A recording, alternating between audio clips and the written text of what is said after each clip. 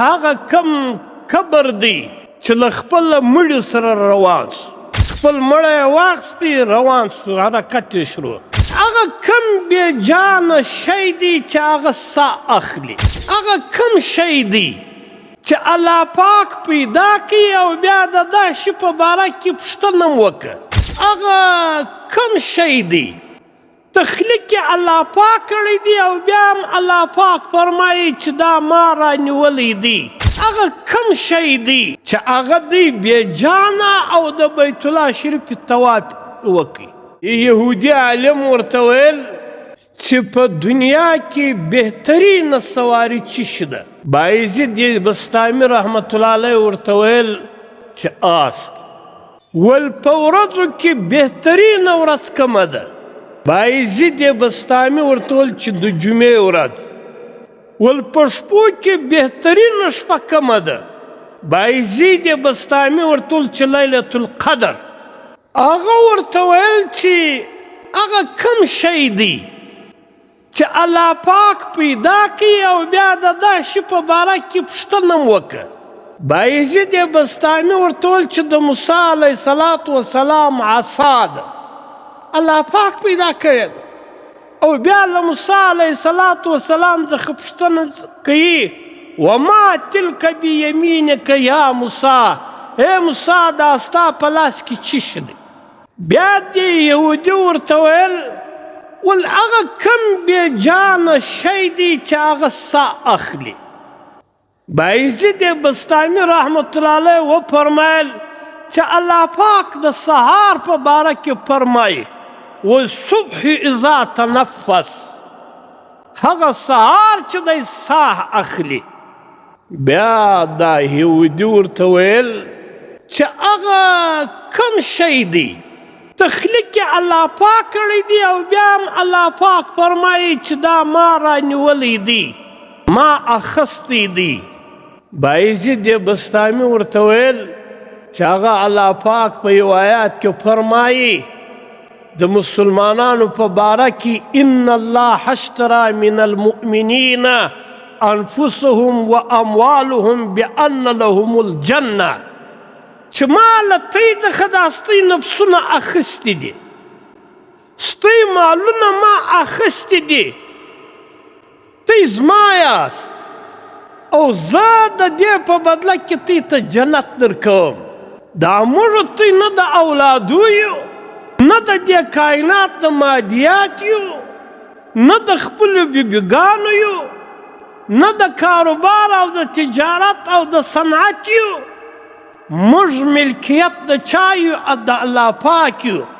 ان الله اشترى من المؤمنین انفسهم واموالهم بان لهم الجنه. تاسې الله پاک رانیولي یاست په قیمت سره، ستاسې هم او ستاسې مالونه هم په بدله کې د دې چې الله پاک به تاسې ته جنت درکوي، تاسې به د الله د حکم مطابق زندگی تیروئ. بیا دا یهودي عالم ورته ویل چې هغه کم شی دی چې هغه دی بې جانه او د بیت الله شریف طواف وکړي. بایزید بستامي رحمت الله علیه ورته ویل چې هغه د نوح علیه السلام کښتۍ ده، دا چې اوبو پورته کړل تله فضا ته ورسېدله، بیا چې دا اوبه وچېدې دا کښتۍ راله پر بیت الله شریف باندې ووارې د بیت الله شریف طواف وکړي، نو هغه دا کښتۍ ده. بیا دې یهودي ورته ویل ول هغه کم قبر دی چې له خپله مړي سره روان سو، خپل مړی یې واخیستی روان سو، حرکت یې شروع. بایزید بستامي رحمت الله علیه ورته ویل چې هغه د یونس علیه السلام مایه دی چې یونس علیه السلام یې تیر کړي، نو دا د مایې نسخو د یونس علیه السلام دپاره قبر سو او دا مایې په سمندر کې روان سو. نو دا د یونس علیه السلام دپاره قبر و او دا قبر په سمندر کې ګرځېدی. د یونس علیه السلام چې نه په دا نس کې یخ کېدی نه ګرمي کېدله نه کې وږی کېدی نه کې تږی کېدی او دا نس د مایي د ده دپاره ښه سوله د سمندر هر شی د لیدی نو چې اوس کوم رب د مایي نس د یونس علیه السلام دپاره ښه ګرځولی شي او په دا د مایي په نس کې نه خوراک نه څښاک نه یخ نه ګرمي دا جن لیرې کولی شي او که موږ د الله د حکم او د پیغمبر د طریقې مطابق زندگی تیروو دغه قبرونه الله پاک زموږ دپاره د جنت باغچه نشي ګرځولی ځکه نبی علیه السلام فرمایي چې دا قبر دا تی دغسې د خاورو یو غونډۍ یې مه بولئ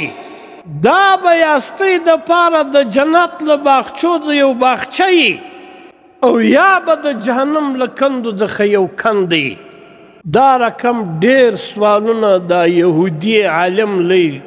بایزید بستامي څخه کول بایزید بستامي جواب ورکوي وخت کم دی آخري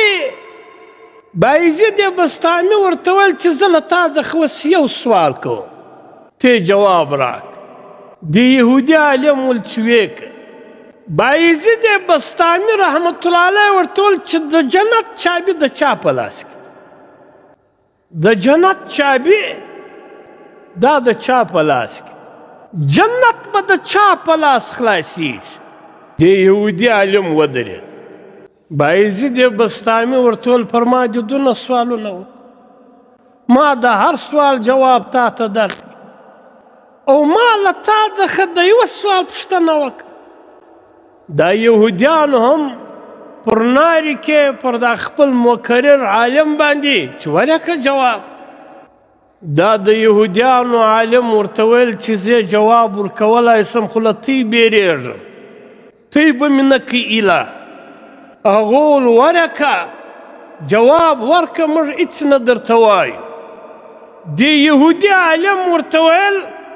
چې د جنت چابي به د جناب محمد رسول الله په لاس کې جنت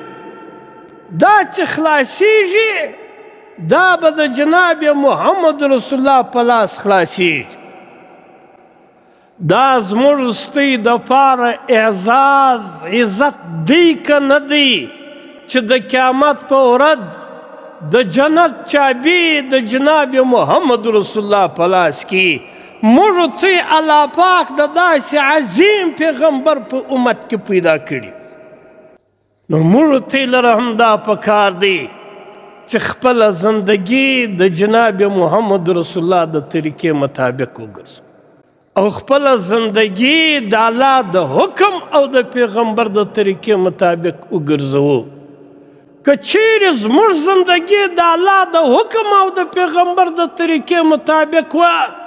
موږ به په دې دنیا کې هم سرخرویه او کامیابه یو او د مرګ بعد به هم کامیاب او سرخرویه یو او که خدای ناخسته زموږ زندگی